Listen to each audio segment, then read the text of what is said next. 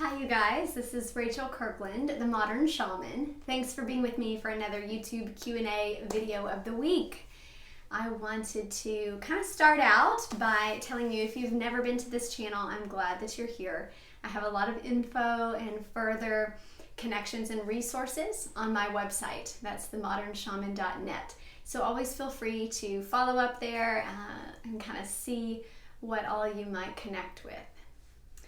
All right, so I'm going to read the question of the week and then I will share the answer. Okay, this one is sent in from a longtime follower. It says, "Hi Rachel, I'm currently struggling with feeling lost as a healer. I've become disillusioned with the world and people, and where I used to want to help them, I only feel like I want to escape and meditate away from it all. The chaos has gotten too intense. Is this just a phase, or does this mean my healer days are over? I would love any advice and guidance, and as always, thank you for the work you do." Yes. First of all, I'm just sending you love and a sense of peace, just peace in your heart. I think there's a lot of people that can relate to this question, and the first piece of advice I will give you, if you are a healer or a reader or even someone who has been in a career that has been in service of others, whether you're a medical doctor, a masseuse, a chiropractor, a counselor, a life coach, whatever you may be that is trying to be a teacher, trying to be of service to others as a career.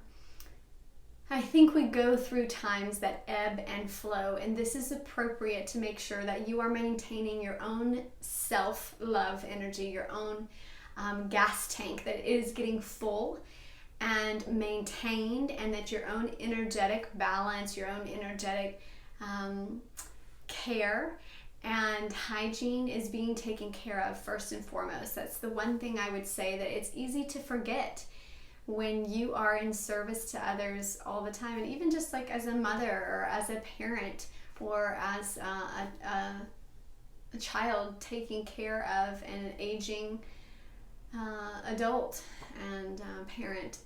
There's a lot of ways that we may give and deplete ourselves and feel disillusioned with what it is that we're serving. And when those times come up, that is a big red sign, big flashing red sign to fill your own gas tank, so to speak, to come back to a sense of making sure that your soul maintenance is first and foremost, because you cannot give to others or in service to others if you yourself constantly feel depleted.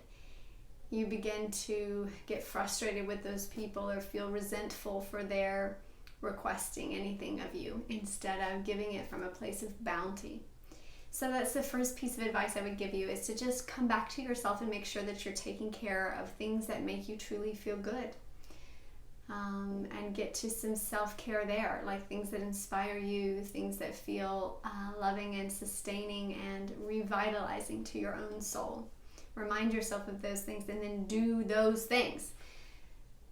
Instead of focusing on the others or the frustration with the others or the disillusionment with the world, come back into you and begin loving on yourself in ways that feel like it sustains you. The second piece of advice kind of piggybacks on that first one, and that is about going away for a time period.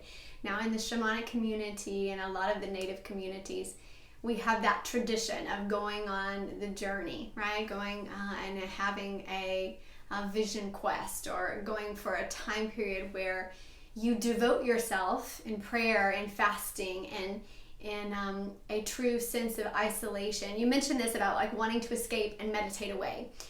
Those times are also deep times of calling. They call to you when there is a profound shift, literally like a paradigm shift in your life, where it's not subtle. It's not like a subtle sense of progressive growth. There's a sense of like, wait, everything's changing. My feelings about what I'm doing are changing. My heart feels like it's shifted.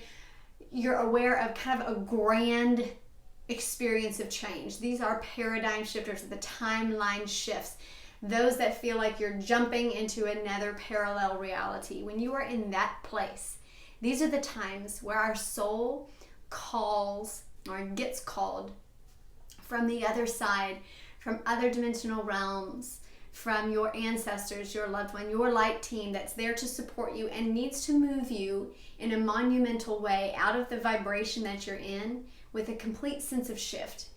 And this is a unique time where I would encourage you to go away for a designated time period, whether it's 3 days, a week, and set that time aside and let it be all inclusive of the mind, body, and spirit. Whether so there's a specific diet associated with it or fasting that's associated with it.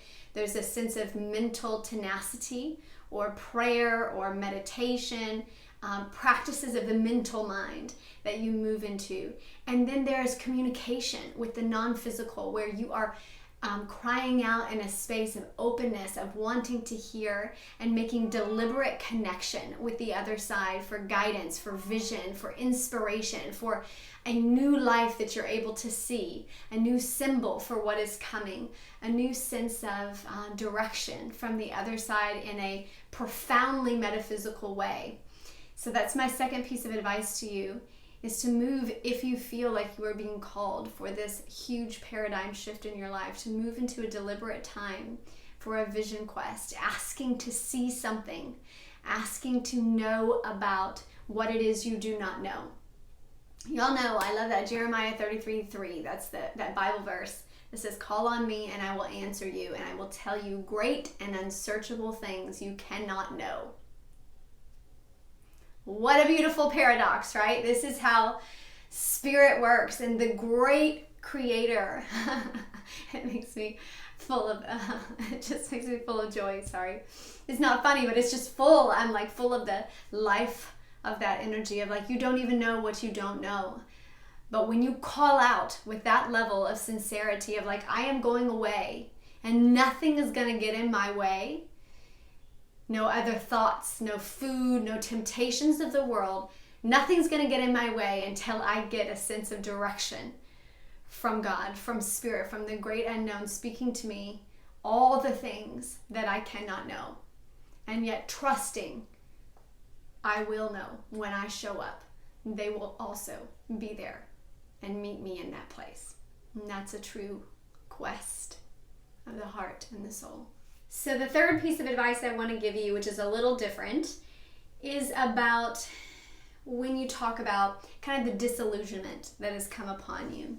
And there is a healthy dynamic that as we are leveling up vibrationally, working on our self-growth and evolutionary process and journey on this earth, there will come a time where there is a healthy awareness as the observer that holds a bit of vibrational distance from the life of drama, from the 3D world that feels so caught up in cause and effect and black and white and good and evil and all of the drama that we are still a part of living here on this earth. There's purpose in us being a part of this play.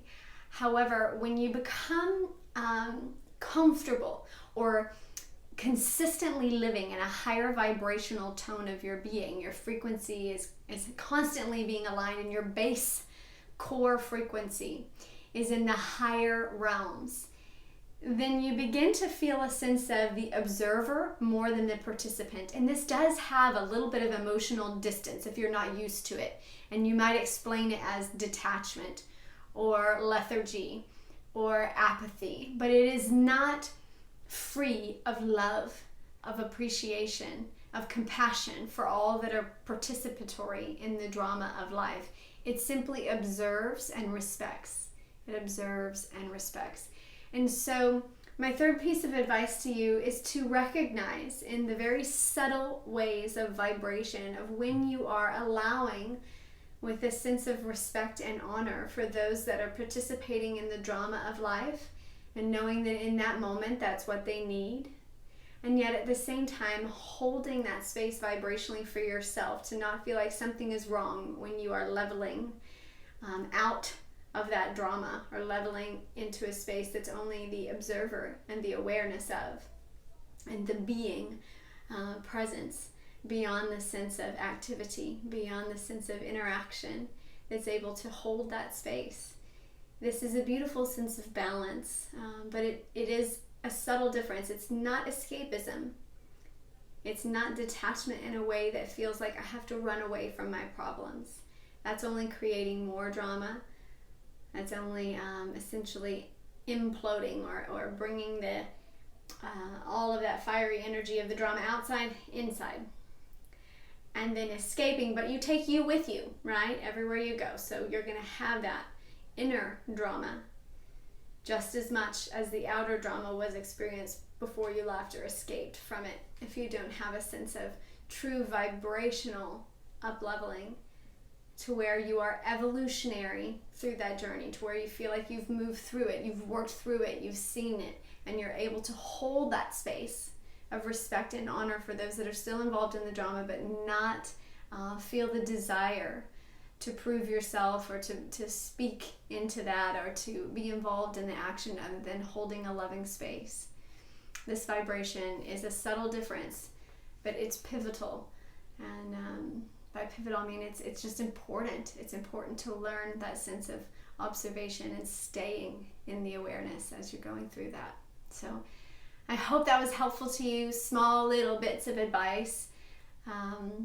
3 totally different pieces of info. And I think that those different ways, the ebb and the flow, the going away for kind of a profound paradigm shifting vision quest, and then the third piece, which is of being able to stay in the awareness and not in the drama, and differentiating between when you're trying to escape versus when you are able to just be the observer. Those 3 pieces of advice, I truly feel like when you integrate them into your life and know when you need to use each piece of advice and utilize it, they can make complete change and complete peace within your experience. So I hope that has been a blessing to you. I'll be back here next week. Bye, guys.